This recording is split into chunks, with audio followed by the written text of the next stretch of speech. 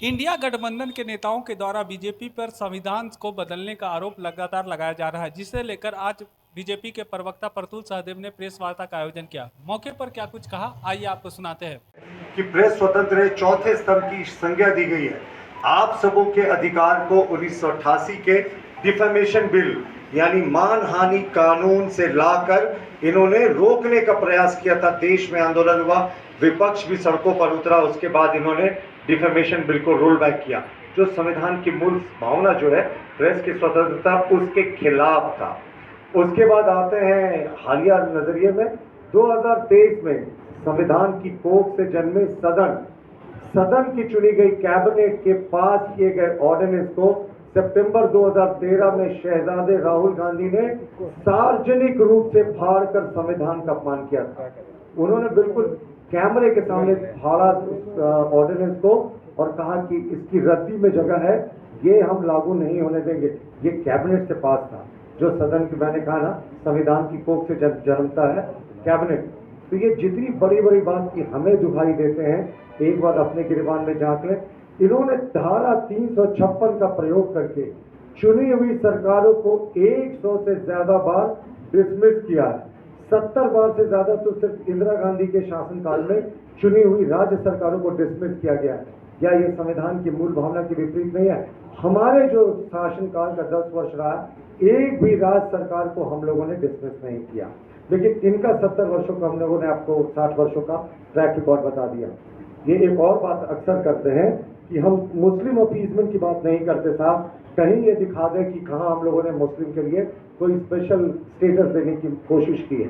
देखिए, इनके लिए अल्पसंख्यक का मतलब सिर्फ मुस्लिम समुदाय होता है। वो इसलिए कि इनके लिए अगर अल्पसंख्यक का मतलब क्रिश्चियन, जैन, सिख, पारसी होता तो ये CAA का विरोध नहीं करते, जो इन समुदायों को जो है उनका हक दिलाने का ये प्रावधान था। मैं आपको दिखा रहा हूँ गवर्नमेंट ऑफ इंडिया का आउटकम बजट 2013-14 का, यूपीए शासनकाल का अंतिम बजट। उसका मैं आपको एक बड़ा इंपॉर्टेंट लाइन पढ़कर सुनाऊंगा, जिससे ये स्पष्ट हो जाएगा कि सरकार की कथनी और करनी में कितना अंतर है। It also provides that 15% of targets and 15% of targets outlays under various schemes should be earmarked for the minorities.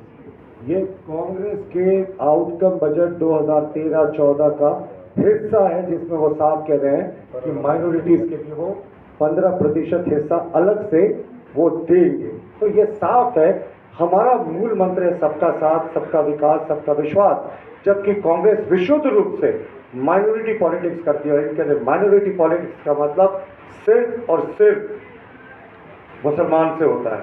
अब मैं आपको एक छोटा सा वाक्य बताता हूँ। नटवर सिंह ने अपनी पुस्तक, नटवर सिंह जो तत्कालीन विदेश मंत्री थे, उन्होंने अपनी पुस्तक one life is not enough, Indira Gandhi के साथ बाबर की ऐसी अनुभूति हुई जैसे पूरे ब्रह्मांड का दर्शन हो गया।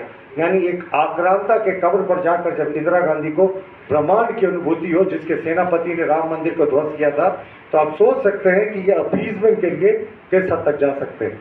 देखिए, एक और बड़ा इंपॉर्टेंट पॉइंट है। मैंने कहा था ना, कांग्रेस का 2 तरीके का एजेंडा होता है, एक मुख्य एजेंडा, एक हिडन एजेंडा। हिडन एजेंडा को ये अपने सहयोगियों से इंप्लीमेंट करवाते हैं।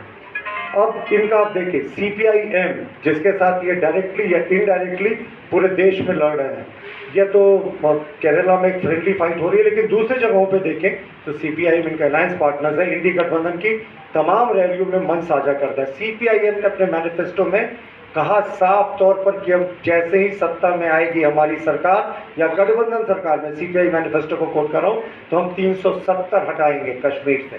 कांग्रेस इस मुद्दे पर चुप है। कांग्रेस का मैनिफेस्टो इस मुद्दे पर एक शब्द नहीं कहता। दूसरा, इन्होंने कहा जो बहुत डेंजरस है कि देश में जितना परमाणु हथियार है हम सबको नष्ट करेंगे। यानी देश को आप एक्सपोज छोड़ देंगे। हमारा पड़ोसी पाकिस्तान जो है वो न्यूक्लियर आर्म्ड स्टेट है, लेकिन आप कह रहे हैं कि नहीं, हम जितना डिसआर्मामेंट है न्यूक्लियर का वो करेंगे। और ये कांग्रेस की सहयोगी है, इंडी अलायंस की पार्टनर है। ये और भी कहता है कि सीए को समाप्त करेंगे और ईडी को पीएमएलए के तहत जितनी शक्तियां दी गई हैं हम पीएमएलए कानून को भी समाप्त करेंगे।